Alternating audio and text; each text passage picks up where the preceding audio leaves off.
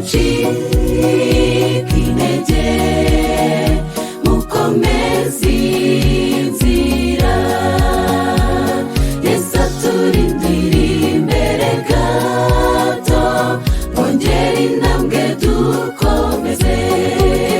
Umugi mwiza Yerusalemu, niho twateguriwe. Yesu ati ngiye kuharinganiriza abazatunganya imitima yabo.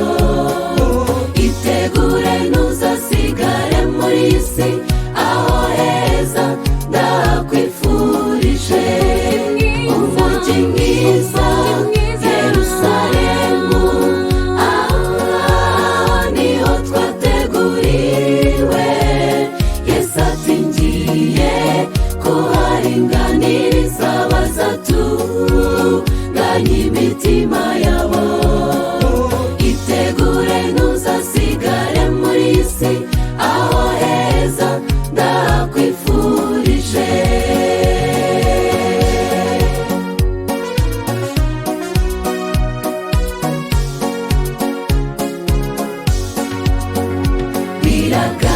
Biragaragara neza ko mu nzira harimo amahwa, ntibyoroshye koko ubunyereri burakaze. Dufate ukuboko twambutse, musare mwiza utajya urohama. Umugi mwiza Yerusalemu, niho twateguriwe. Yesu ati ngiye kuharinganiriza abazatunganya imitima yabo. Itegure ntuzasigare muri iyi si, aho heza ndahakwifurije. Umugi mwiza Yerusalemu, niho twateguriwe. Yesu ati ngiye kuharinganiriza abazatunganya imitima yabo. Itegure ntuzasigare muri iyi si, aho heza ndahakwifurije.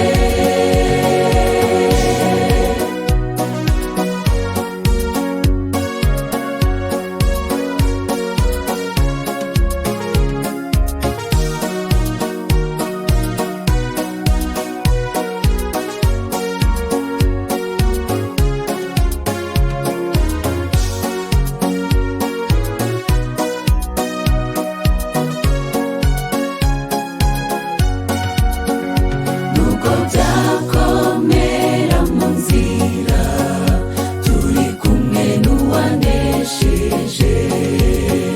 Twe gushidikanya, ashoboye kudukiza. Iwacu mu ijuru tuzagerayo kubw'imbaraga za Yesu.